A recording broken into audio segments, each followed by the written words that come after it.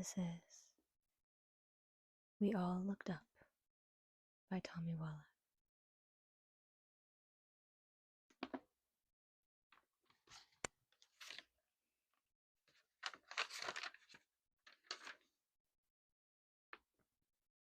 Peter.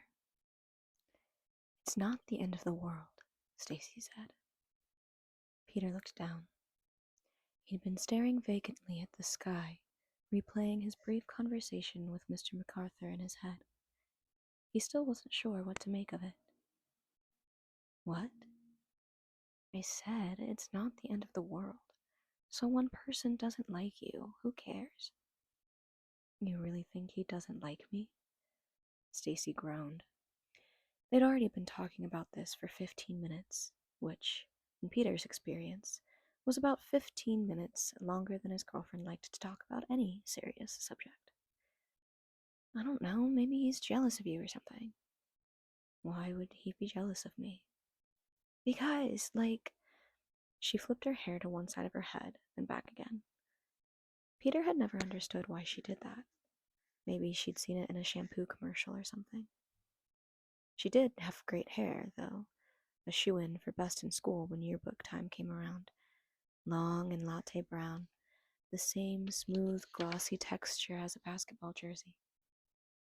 You have all this potential, like your whole life in front of you, and he's stuck in this shit school teaching the same shit history over and over again. If I had to do what he does every year, I'd probably end up hanging myself in a supply closet or something. I guess. The thought had never crossed his mind that a teacher might be jealous of a student. As a little kid, Peter had figured once you reached a certain age, somebody just handed you all the knowledge you needed to know in order to be an adult. But it turned out that wasn't how it worked at all. Peter's dad had recently admitted that even the age of 52, he sometimes woke up with the absolute certainty that he was only 24, with his whole life still spread out before him like an untouched Thanksgiving dinner.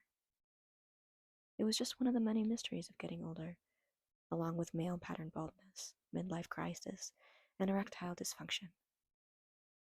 Of course, the only alternative to going through all of that stuff, to slowly losing your looks and your teeth and your hair and finally your mind, was to bite the big one early, which nobody wanted to do. Mr. MacArthur was bald. Maybe he had erectile dysfunction, too. And really, what right did Peter have to be pissed at some aging high school history teacher when his own life was so freakishly, criminally good? In his 3.5 years at Hamilton, he'd started on the basketball team 4 times. He had been to state twice and nationals once. He'd lost his virginity to Stacy, been given a sweet Jeep for his 16th birthday, ended up good and wasted for about 100 crazy fun parties. And now he was 18. In the fall, he'd be off to sunny California. Technically, acceptance letters wouldn't come until March, but the Stanford athletic department said he was as good as in. And seriously, how sick was college going to be? Pledging some frat and playing ball all over the country and partying with his teammates and frat brothers every weekend? Stacy would be sure to get into SF State, so they'd see each other all the time. Then he'd go pro if he were lucky, or else get into coaching or something, and he and Stacy would get married and raise some kids and hit up Baja or TJ over Christmas break. Yeah?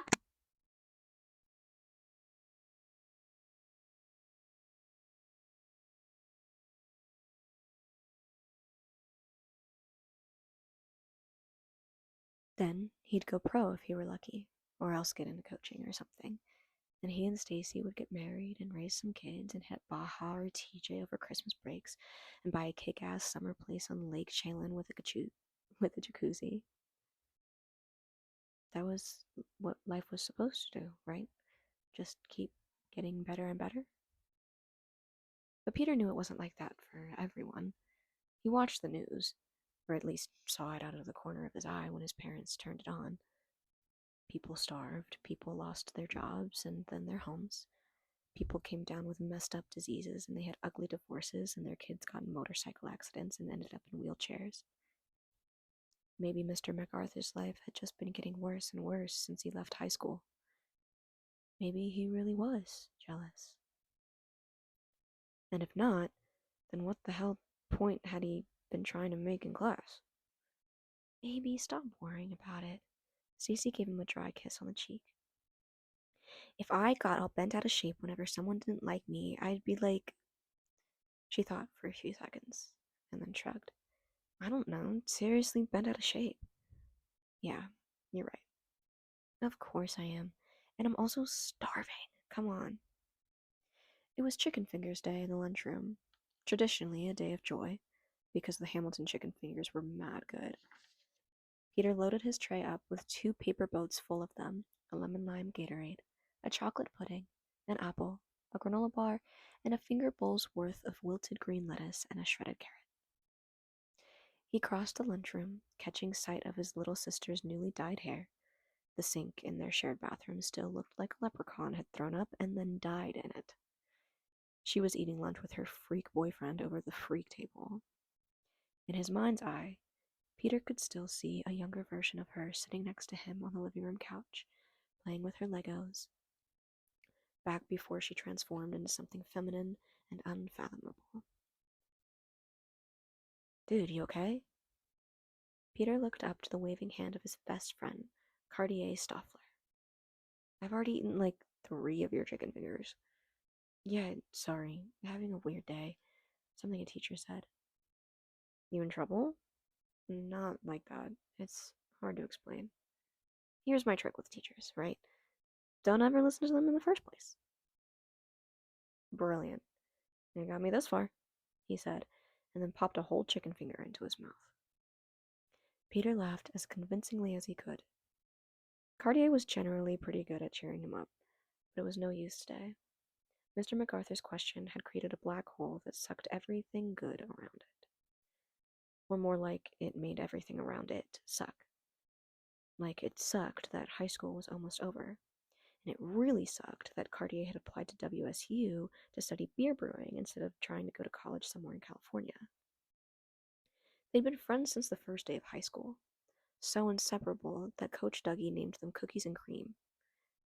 Cartier, though black, insisted that he had to be the cream on account of his smoothness. They had shared their first bottle of beer, their first blunt, their answers to homework questions, and even for a few weeks in 10th grade, Amy Preston, who managed to convince them it was perfectly normal for a girl to have 2 boyfriends at the same time. And sure, there'd still be holidays, Thanksgiving and Christmas, and the long, long weekend of summer. But it wouldn't be the same.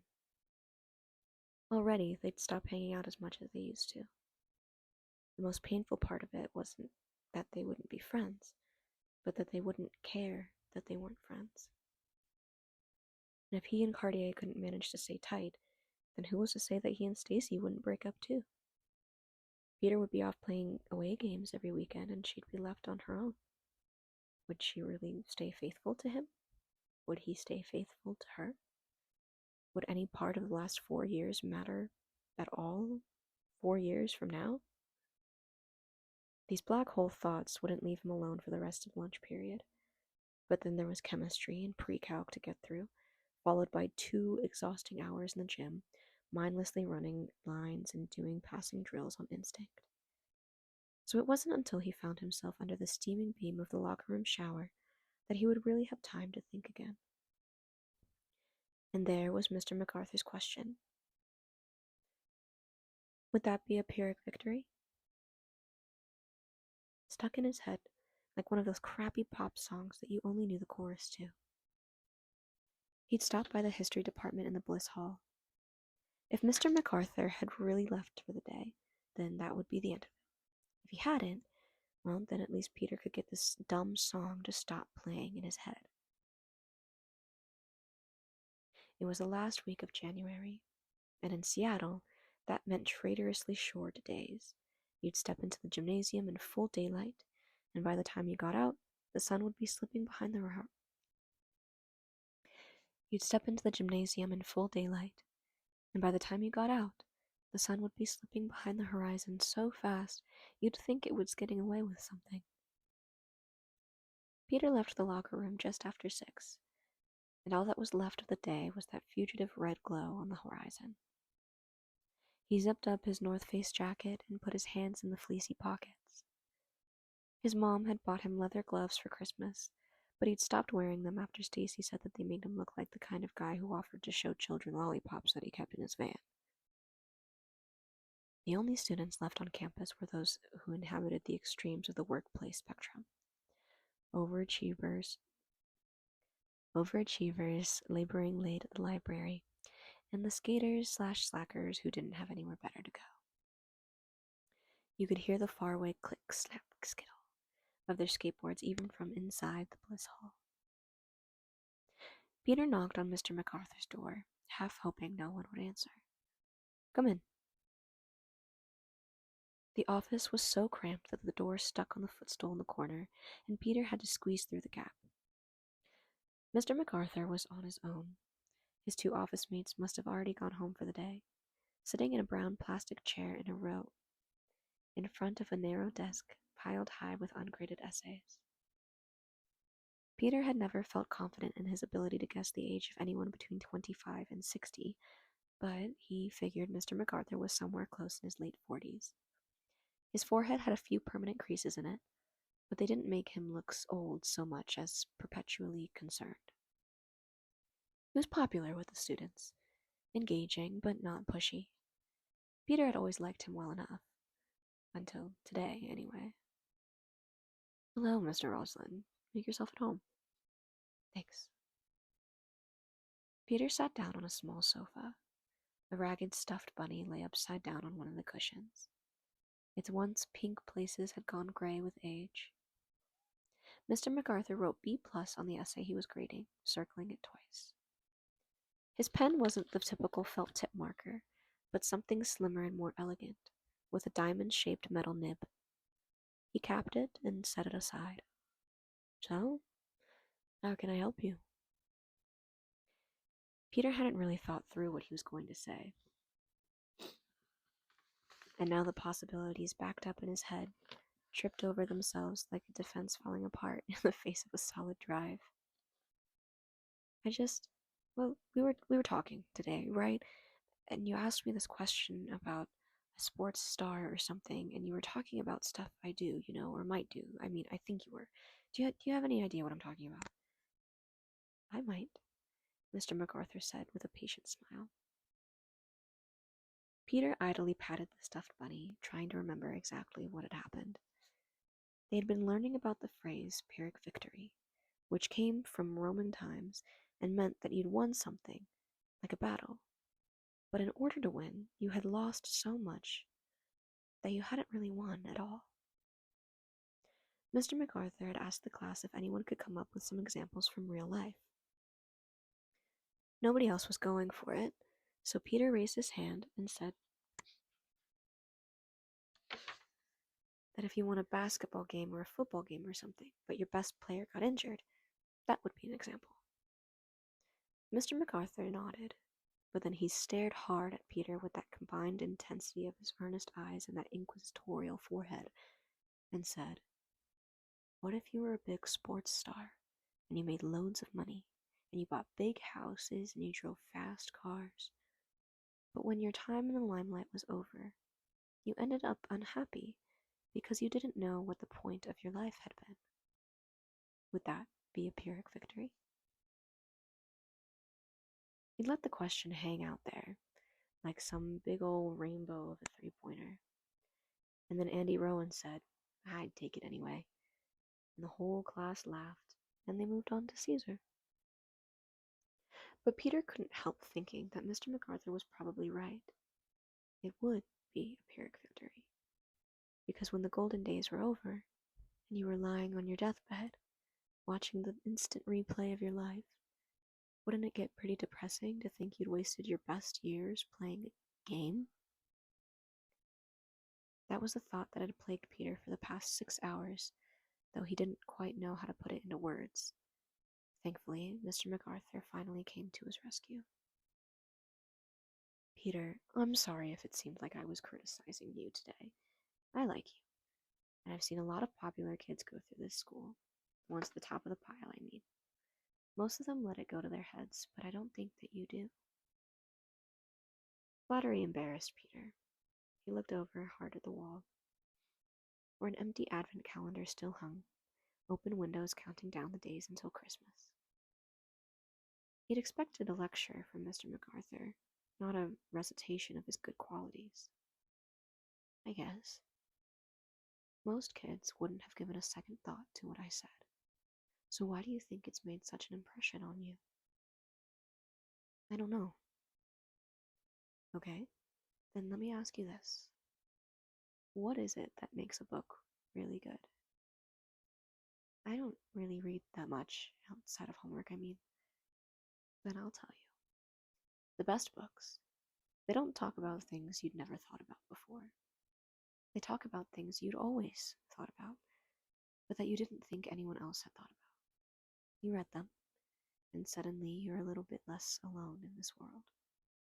You're part of this cosmic community of people who had thought about this thing, whatever it happens to be. I think that's what happened to you today. This fear of squandering your future was already on your mind. I just underlined it for you. Something inside Peter thrummed along with this explanation. Maybe. It's a good thing, Peter, to worry about having a meaningful life. Are you at all religious? I guess so. I mean, I believe in God and stuff. That's some of it, then.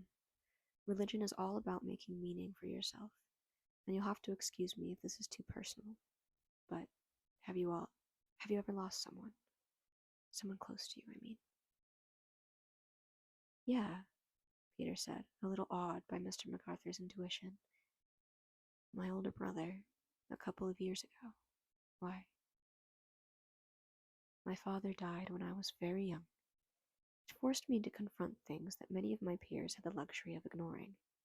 The big questions. Does that sound familiar? I'm not sure.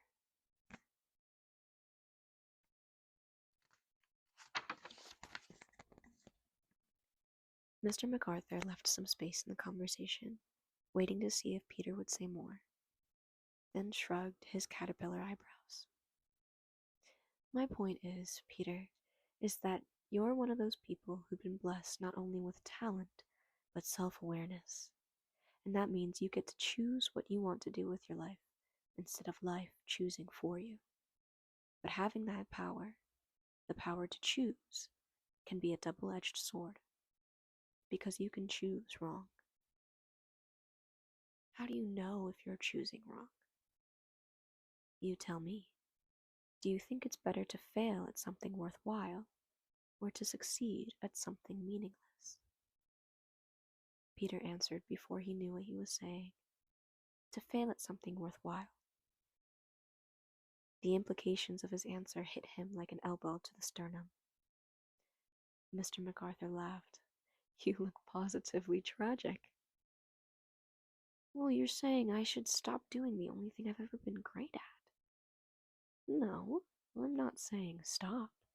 I'm saying evaluate. I'm saying choose. You can ignore everything I said today if you want. Can I? I suppose that depends on what kind of man you want to be. Mr. MacArthur stood up and put out a hand. I'm sure you'll figure it out. Come talk to me anytime. Peter stood up too. He was a few inches taller than Mr. MacArthur, but he felt smaller than he had in years. They shook hands. As Peter was leaving, the teacher called out after him. Hey, Peter? Yeah? The bunny. Peter looked down. Sure enough, he was clutching the old stuffed animal in his left hand, so tightly that its face had been squashed down to a nub. Sorry, Peter said, and tossed it back onto the couch. Back outside, darkness had set in. Peter felt like a different person. His certainties had all disappeared with the daylight.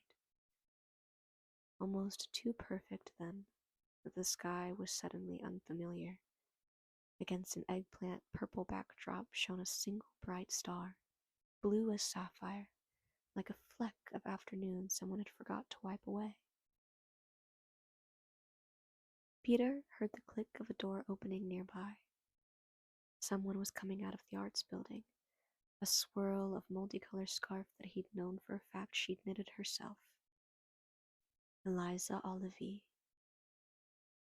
It was the first time that they'd been alone together in almost a year. And it was happening today, of all days. What did they call that? Serendipity? Eliza, he called out, do you see that star? Isn't that crazy? But even though she must have heard him, she just kept on walking.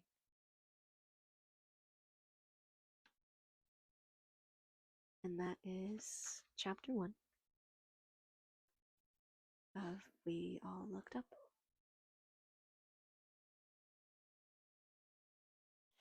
This was my very, very first time reading out loud for a video to post.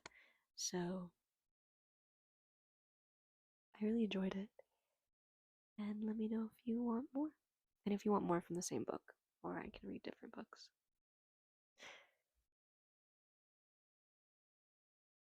I can't get up. Toasty, do you have anything to say?